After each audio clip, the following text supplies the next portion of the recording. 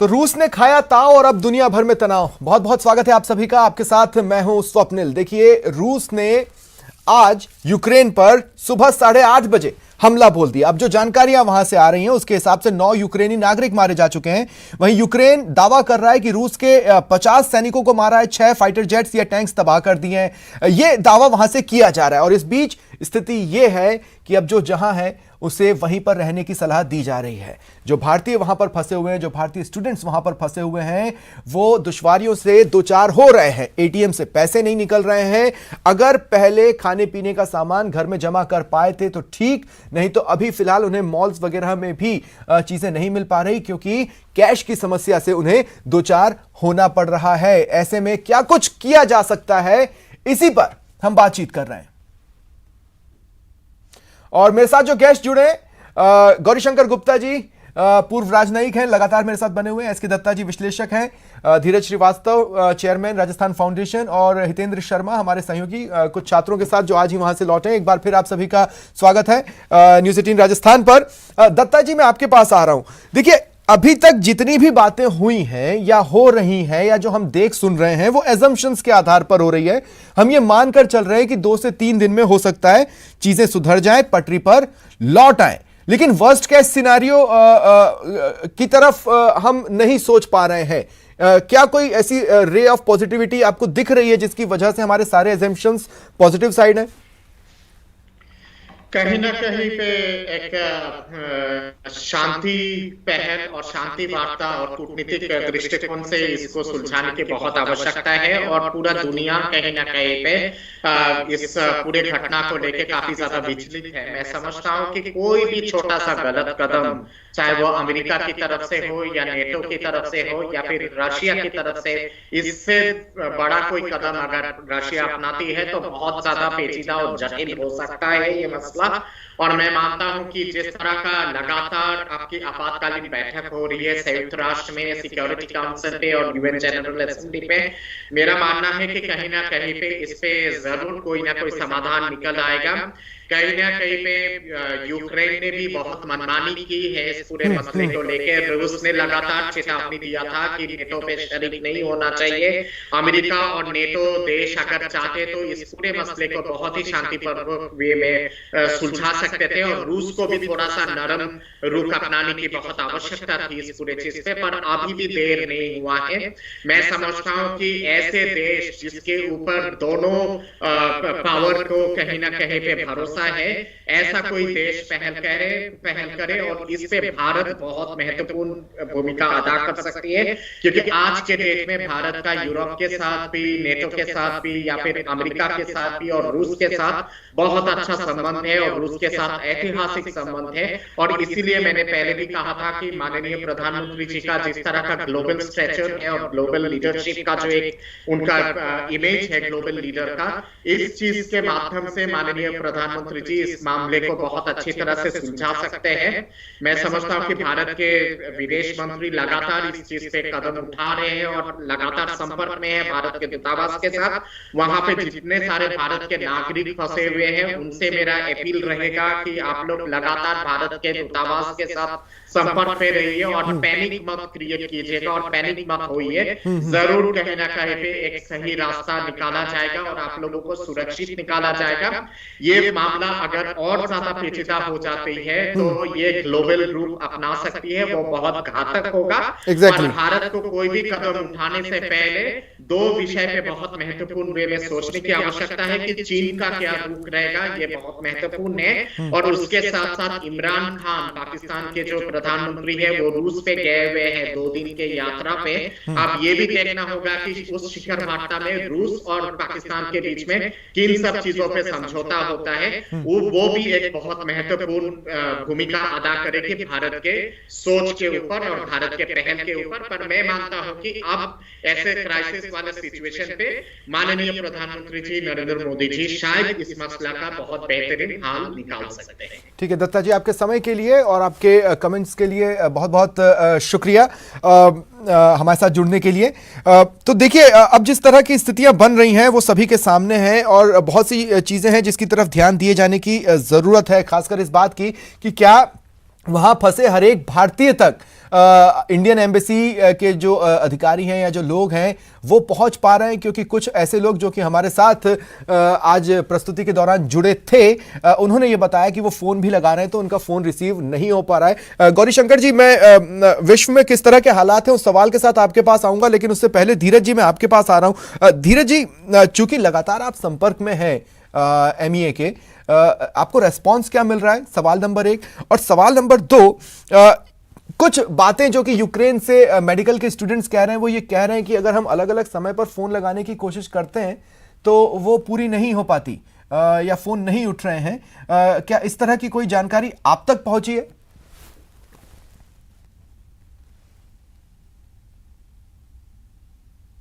आपको कहना चाहूंगा इस मौके पे, पहला तो असेसमेंट, जो असेसमेंट किया गया वो शायद वो पूरा तरीके से प्रॉपर असेसमेंट नहीं था, चाहे वो स्टूडेंट्स की तरफ से हो या गवर्नमेंट की तरफ से हो। क्योंकि मैं पिछले 15 दिन से लगातार मैंने कई बच्चों से भी बात करी और वहां पे जो रह रहे हैं राजस्थान के नागरिक, उनसे बात करी, तो उनका असेसमेंट ये था कि साहब ऐसे कोई हालात ऐसे बहुत ज्यादा चिंता वाले नहीं है और सब ठीक हो जाएगा। और भारत सरकार से और लगातार इसी तरीके की बाहर से भी जो इंटरनेशनल परसेप्शंस भी थे कि everything will be all right and this will not go to this extent. तो ये तो हुई पहली बात। जहां तक स्टूडेंट्स का सवाल है, उनके लिए पैसा और पढ़ाई दोनों इंपॉर्टेंट थी। अगर ऑनलाइन पढ़ाई की अगर ऑर्डर हो जाते तो ये शायद बहुत पहले सब फ्लाइट से अपने वापस आना शुरू हो जाते। दूसरी जो नहीं, ये हुआ, देखिए हुआ क्या कि ऑफलाइन क्लासेस चल रही थी, कुछ समय के लिए ऑनलाइन की गई और फिर उसे ये बताया गया कि फलानी तारीख से हम वापस ऑफलाइन हो जाएंगे। एक तो ये कंफ्यूजन रहा। दूसरा ये कि एम्बेसी ने अभी हाल ही में कुछ ही दिनों पहले ये कहा कि नहीं, अब अगर आप लौट सकते हैं तो लौट जाइए, जो कि आप भी कह रहे हैं कि एजम्पशंस गड़बड़ा गई। लेकिन जो इंस्टीट्यूट्स थे जो उनको एश्योर करते, वो पूरी मशीनरी तो यही कह रही थी कि इस तरह के हालात नहीं होंगे तो आप रुके रहिए।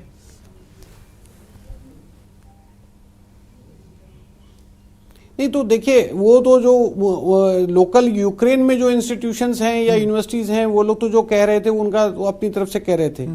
लेकिन जो भारत सरकार ने जो एडवाइजरी जारी की, वो लौटने की जो एडवाइजरी थी, वो जारी होने के बाद में जरूर लोगों ने थोड़ी सावधानी बरतना शुरू किया और लौटने के प्रयास करने शुरू किए। हम लोगों ने भी फिर उसमें एक्टिविटी, जैसे मुख्यमंत्री जी ने बहुत संवेदनशील निर्णय लेकर के न केवल एक नोडल ऑफिसर और ऑफिस की स्थापना हुई, बल्कि राजकीय खर्चे पर सबको घर तक सुरक्षित पहुंचाने के भी निर्देश प्रदान किए गए, जिसके तहत हम लोग ने लोगों को वापस लेना, रिसीव करना, हेल्प डेस्क एयरपोर्ट पे उनको कोई दिक्कत ना हो, उनको लगे अपनेपन से कोई रिसीव कर रहा है। लेकिन जो बात मुद्दे की है कि एडवाइजरी लौटने की जब जारी हुई, by that time it was too late, because fares इतने थे, फ्लाइट अवेलेबल नहीं थी। तो जो आपका जो दूसरा प्रश्न है कि how is MEA responding to our request, वो रिक्वेस्ट पे रिस्पॉन्ड करने से पहले यहाँ इमरजेंसी और युद्ध के हालात हो गए, तो यहाँ अब सारी चीजें आकर के क्लोज हो गई। Now my second point is कि we must explore second option other than the air space.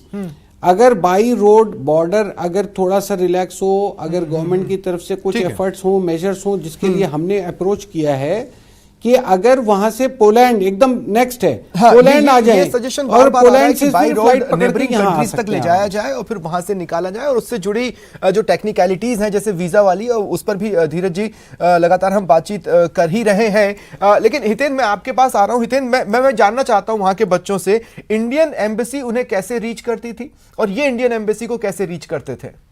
क्योंकि फिलहाल जैसे अब एक छात्र मौजूद है, वो ये कह रहा है कि इंडियन एम्बेसी फोन नहीं रिसीव कर रही है, तो ऑब्वियसली वो बिजी हैं या अन्य चीजों में भी वो लगे हुए हैं। लेकिन फिर इस तरह की स्थिति में वो दोबारा रीच करते होंगे, ऐसा ही कुछ होता होगा, मैं कम से कम ये मान के चल रहा हूं। जी स्वप्निल, जी स्वप्निल, मेरे साथ मेडिकल 3rd ईयर के स्टूडेंट हैं जो कीव में पढ़ते हैं।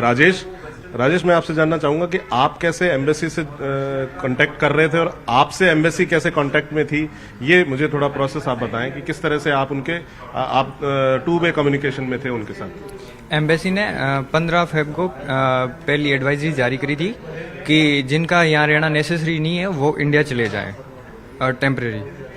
और उन्होंने अपना एक हेल्पलाइन नंबर और ईमेल भी प्रोवाइड करा था जिसे हम डायरेक्ट उनको कांटेक्ट कर सकते थे। और फिर 2 बार और उन्होंने एडवाइजरी जारी करी और आज भी वो काफ़ी सपोर्ट कर रहे हैं। और इनके जो पहचान वाले हैं उनके पास कितना बैकअप बचा है, खाने पीने से लेकर सारी चीजें, वो ये तो आ गए।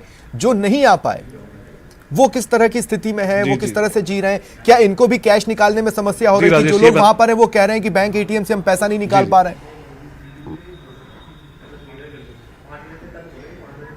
जी जी राजेश, एक बात बताएं कि वहाँ खाने पीने की अभी कैसी स्थिति है, कैसे मतलब क्या खाने पीने की प्रॉब्लम हुई वहाँ? अभी कुछ स्टूडेंट्स ये भी बता रहे हैं कि वहाँ एटीएम से पैसा निकालने में भी दिक्कत हो रही है, एटीएम भी प्रॉपर काम नहीं कर रहे हैं, तो किस तरह की स्थिति है वहाँ? अभी यहाँ इंडियन बैंकों के एटीएम मतलब कुछ काम कर रहे हैं, कुछ नहीं कर रहे। और मेरे कुछ फ्रेंड है वहाँ, अभी घंटे भर पहले मेरी उनसे बात हुई थी, तो बोले कि हम राशन लेने गए, वहाँ 700 मीटर की लंबी लाइनें लगी है, 700 1 किलोमीटर 700 मीटर इतनी लंबी। और खाने का स्टॉक कम पड़ रहा है। और बैंकों का क्या हाल है? बैंकों का अभी रिसेंटली इन पे साइबर अटैक भी हुआ था, जिससे वहाँ के एटीएम उस टाइम भी काफ़ी ज़्यादा काम करने बंद कर दिए थे और अभी ये इस चक्कर में और काम नहीं कर रहे।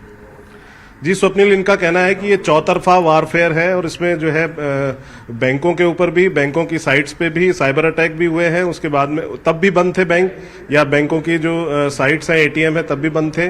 और अभी भी जो है खाने के लिए, खाने की चीजें खरीदने के लिए जब ये जा रहे हैं ये लोग, तो 700 मीटर तक की लंबी या 1 किलोमीटर तक की लंबी लाइनें जो है उन स्टोर्स के बाहर लगी हुई हैं। और पैसे की किल्लत तो है ही, क्योंकि एटीएम भी पूरी तरह से काम नहीं कर रहे हैं। ठीक है, देखिए समझा जा सकता है क्योंकि हम भारतीय हैं तो सबसे पहले हम भारतीय नागरिक जो वहां पर फंसे हुए हैं उनके बारे में सोच रहे हैं। लेकिन एक बार की हम थोड़ा सा ध्यान हटाकर यूक्रेन के लोगों के बारे में अगर हम सोचें तो हम ये समझ सकते हैं उन्हें तो वहीं रहना है, उन्हें ये रे ऑफ पॉजिटिविटी है ही नहीं कि कोई आएगा और हमें अपने वतन ले जाएगा, क्योंकि उनका वतन तो वही है, वही जमीन है। ऐसे में वो भी अपने बैकअप के लिए तेजी से दुकानों की ओर निकले हैं आज सुबह के अटैक के बाद, इसको आसानी से समझा जा सकता है। लेकिन कैश की समस्या अगर बनी रही तो आने वाले समय में भारतीयों को और भी मुश्किल हो सकती है। धीरज जी, देखिए वो कॉमन ग्राउंड्स या वो कॉमन समस्याएं जो मुझे पूरी उम्मीद है कि सेंट्रल गवर्नमेंट तक पहुंच गई होंगी, और अगर नहीं पहुंची तो मुझे पूरी उम्मीद है आप पहुंचाएंगे। ये वो चीजें हैं ये जो ग्राउंड जीरो पर हमारे लोग झेल रहे हैं।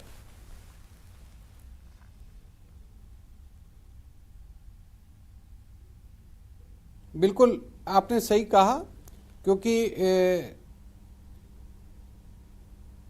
जो हमारे माननीय मुख्यमंत्री जी की तरफ से जो निर्देश दिए गए उसके पालना में मुख्य सचिव राजस्थान सरकार ने एमईए सेक्रेटरी को अभी लेटर लिखा है। मैंने पहले ही जॉइंट सेक्रेटरीज और जो कंट्रोल रूम और एम्बेसी के जो दूसरे ऑफिसर्स हैं उनको लेटर लिख चुके हैं। और ये वाली जो बातें हैं, visa, air fare, number of flights की फ्रीक्वेंसी एंड प्लस अब जो लेटेस्ट जो इमरजेंसी और जो एयर स्पेस क्लोज होने के मद्देनजर जो हालात बने हैं और उनसे जो पेरेंट्स की जो चिंता है उसको लेकर के अब एक बड़ी अभूतपूर्व स्थिति है, जिसमें MEA will have to come forward with another statement instead of advisory. There should be a statement from MEA और government of India which should reassure everybody back home. वो करीब 20,000 जो इंडियन नेशनल्स हैं, जिसमें हम कह सकते हैं 2,000 से ज़्यादा अपने राजस्थान के लोग हैं, 800-900 तो बच्चे स्टूडेंट्स होंगे, इसके अलावा भी बिजनेस में तमाम लोग हैं वहाँ पे सेटल्ड। सो जो उनके परिवारजन हैं उनको एक वो रहे फीलिंग ऑफ कॉन्फिडेंस कि सरकार हमारे साथ मजबूती से खड़ी है और हमारा कुछ नुकसान नहीं होगा। उसके लिए अगर कुछ एहतियाती कदम उठाने हैं वो हम लोग उठाने के लिए तैयार हैं, कुछ और पालना करनी है वो पालना की जाए। लेकिन जैसे फूड की सप्लाई अभी 3 दिन तक किसी के पास है, तीसरे दिन के बाद क्या होगा? How will it be refilled if the war continues? जो लोग वहां पर भी हैं उनकी जरूरतें कैसे पूरी होंगी, उसका क्या मैकेनिज्म होगा? ये जो है भारत सरकार की तरफ से एक ठोस तरीके से आना चाहिए सामने। ठीक है, ठीक है। देखिए, मेरे साथ दीपक राठौड़ लगातार बने हुए हैं, जो कि मेडिकल स्टूडेंट हैं और यूक्रेन में रह रहे हैं। दीपक, आप तमाम लोग जो एज अ ग्रुप हॉस्टल में रह रहे हैं, वो आपस में बातें क्या कर रहे हैं? मैं ये कहना चाहता हूँ, पढ़ाई में मन अब तो शायद ही लग पा रहा होगा, वो भी ऐसी स्थिति देखकर कि कुछ स्टूडेंट्स चले गए, हम कल को जाने वाले थे लेकिन नहीं जा पाए। तो आपस में आप लोग क्या बातें कर रहे हैं? दूसरा, किस तरह के आप लोगों के assumptions हैं? और तीसरी बात यह कि जब आप भी जानते हैं कि अगर खाना खत्म हो गया तो फिर हम क्या करेंगे, तो उसके कुछ रास्ते आपने सोचे होंगे। सर सभी लोग पैनिक है सर, इसी आज जो सिचुएशन हुई यहाँ पे। और खाने पीने की बात है, क्योंकि सभी लोगों का निकलना था 25, किसी की 25 की, 26 की, 28 की फ्लाइट है या 1 मार्च की है। बट सभी लोगों की फ्लाइट कैंसिल हो गई। तो सबसे पहले हम बस खाने पीने के लिए गए थे बाहर, सामान वगैरह लेने के लिए, हमारी ग्रोसरीज के लिए। तो हमारे कार्ड भी नहीं चल रहे, हमारे पास कैश बैलेंस भी नहीं है। तो इन फ्यूचर में थोड़ी प्रॉब्लम तो होगी सर इस चीज के लिए। बस यही कहना था सर आपको। दीपक, एक बात और बताएं कि एग्जैक्ट फ्रेश एडवाइजरी जो आप लोगों के लिए जारी हुई है, वो क्या कह रही है? Sir fresh advisory sir Indian embassy से हमें सर 20 फरवरी को आई थी सर। तो उसमें यही बोला था उनने, बिल्कुल कंफर्मेशन तो नहीं दिया कि आप जाओ इंडिया। उनमें भी जाओ, जो रहना चाहते हैं वो रहो यहाँ पे, और जो जाना चाहते हैं वो जा सकते हैं इंडिया। बट यूनिवर्सिटी हमारी बोलती है कि आपकी 9 मार्च से क्लास ऑफलाइन है। फिर भी हमारे पेरेंट्स के जो पैनिक हो रहे थे, उनकी वजह से हमने फ्लाइट किया सर। हमारे खुद डीन ऑफिस में, डीन ने हमारे हॉस्टल के कॉलेज के, उनने खुद ने बोला कि हमें कि आप यहीं पे रहो, 9 मार्च के बाद आपकी क्लासेस ऑफलाइन है। तो सिचुएशन यही थी सर, बहुत से लोगों ने टिकट भी नहीं कराया। हाँ। बहुत इंडियन लोगों ने टिकट नहीं कराया अभी भी। तो एज अ ग्रुप आप लोगों का मोराल कैसा है हॉस्टल में? As a group sir, what sir? As a group, जो आपने बताया कि आप जिस हॉस्टल में रहते हैं वो भारतीयों का हॉस्टल है और वहां पर 200 के आसपास बच्चे रहते हैं, उनमें से शायद 50 अपने घर चले गए, 150 के आसपास अभी भी छात्र हैं जो कि भारतीय हैं। मैं ये कह रहा हूं, एज अ ग्रुप, एक 150 के ग्रुप के तौर पर आप लोगों का मोराल कैसा है? फिलहाल तो ठीक है सर, अभी कोई दिक्कत नहीं है। मेरे ग्रुप मेट्स के भी, मेरा ग्रुप एक, हमारे यहाँ पे 10 स्टूडेंट का एक ग्रुप होता है जिसमें से मोस्टली 6 लोग जा चुके हैं इंडिया। तो मेरे ग्रुप में हम अभी 4 लोग हैं यहाँ पे। तो हमारे यहाँ पे लगभग 15 या 16 ग्रुप है सर पूरे टोटल। तो अब ये मुझे बताएं आप कि जैसे आपने शायद पूर्व में मुझे बताया था कि एम्बेसी से जब भी आप बात करने की कोशिश कर रहे हैं तो वो आज के दिन, कम से कम पहले तक तो शायद हो भी रही थी, आज के दिन वो नहीं हो पा रही है। उसके कुछ स्पेसिफिक रीजंस हो सकते हैं, लेकिन इसके बाद हो सकता है एम्बेसी आपसे कांटेक्ट करे, आप अपनी प्रॉब्लम्स उन्हें बताएंगे। अब तक जब भी आपने अपनी प्रॉब्लम्स इंडियन एम्बेसी को बताई है, उसका सोल्यूशन तो निकला ही है। जी सर। तो क्या आपको डे टू डे बेसिस पर गाइड किया जा रहा है? सर आज की जो सिचुएशन है, आज तो मेरी फ्लाइट थी, मुझे इसके बारे में अभी कुछ जानकारी नहीं है। सुबह उठा 9 बजे, सुबह यहाँ के 6 बजे के टाइमिंग पे उठा, पापा का कॉल आया कि प्रॉब्लम, बेटा कुछ ऐसी प्रॉब्लम तो नहीं है यहाँ पे। तो फिर मैंने न्यूज वगैरह देखा, तब मुझे ये चीजें पता चला। क्योंकि आज मेरा कोविड का टेस्ट था और दोपहर में मेरी बस थी कीव के लिए, वो फ्लाइट भी कैंसिल, बस भी कैंसिल। फिर हम खाने पीने के लिए गए, बस सर यही प्रॉब्लम थी अभी। तो आपके साथ के कुछ ऐसे लोग भी होंगे जो आपके दोस्त होंगे, हो सकता है आपके इंस्टीट्यूट में ना हो, आपके कॉलेज में ना हो, आपकी यूनिवर्सिटी में ना हो, लेकिन उन हिस्सों में होंगे जहां पर अटैक्स हुए हैं या जहां पर धमाके सुने गए या जहां पर थोड़ी स्थिति बिगड़ी हुई है। तो क्या उनसे आप कांटेक्ट में हैं, उनसे बात हो पा रही है? हाँ सर, उनसे बात हो पा रही है सर। मेरे 2 दोस्त हैं अभी जो कीव में, और एक तो वहाँ पर परमानेंट कीव में ही रहता है, जो उसने धमाके की आवाज सुनी है सर इस चीज के बारे में, जो सिचुएशन हुई थी, जो आज सुबह या कल जो भी। तो वो क्या बता रहे हैं आपको? वो क्या बता रहे हैं कि उनकी स्थिति किस तरह की है? आप एक ऐसी जगह पे है जहां पर अभी तक वॉर नहीं पहुंची है और उम्मीद यही है कि न ही पहुंचे, भगवान से यही प्रार्थना है, लेकिन जहां तक चीजें पहुंची है वहां पर किस तरह की स्थिति है?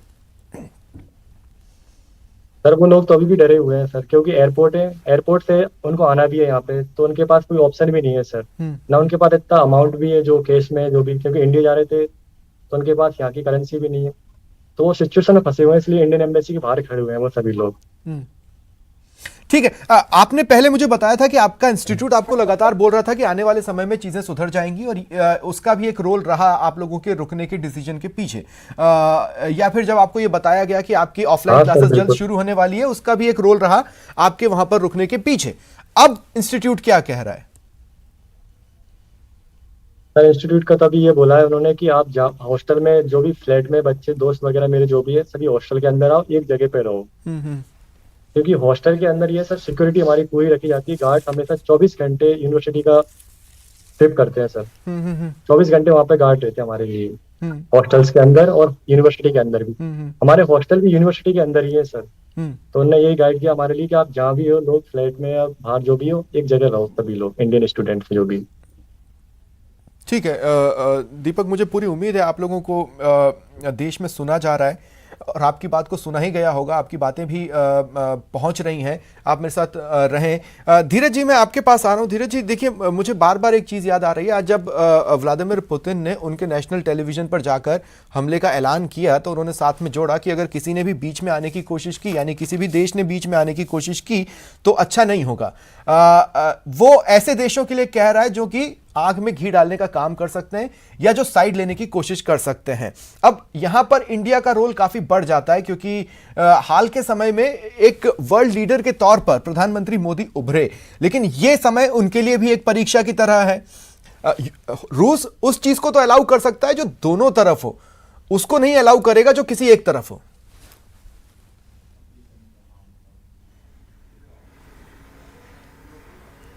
देखिए, ये तो बहुत ही वाजिब प्रश्न है और ये इंडियन डिप्लोमेसी का एक लिटमस टेस्ट है। There is no doubt about it. Russia एक ट्रेडिशनली भारत का एक मित्र देश के रूप में उसको जाना जाता रहा है और इस समय भारत सरकार की जो भी पॉलिसी बनेगी, जो गाइडलाइन निकलेगी इस युद्ध को लेकर के, जो वो निर्णय लेंगे, उसके बहुत दूरगामी परिणाम होंगे, इसमें कोई संदेह नहीं।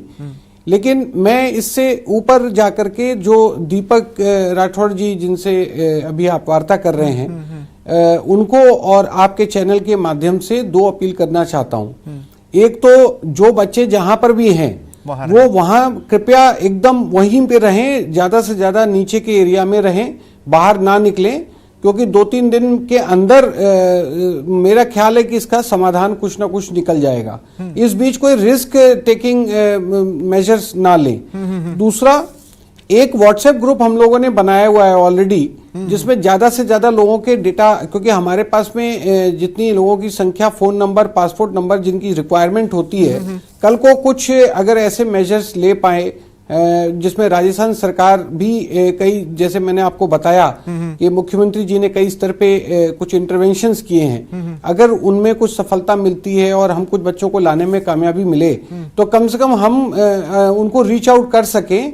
इसलिए मेरी उनसे रिक्वेस्ट है दीपक जी से कि आप सारे बच्चों का व्हाट्सएप नंबर लिख करके, पासपोर्ट नंबर और लिस्ट पूरी हमें अगर भेज देंगे तो हम अपना पूरा जो डेटा बना रहे हैं उसके साथ नंबर बताइए कम से कम, या वो नंबर बताइए जिस पर वो एटलीस्ट वो भेजें, क्योंकि दीपक सुन रहे हैं, वो नोट कर लेंगे। हाँ, तो बिल्कुल नोट करें, 99-103 22344। हाँ, प्लीज कंटिन्यू।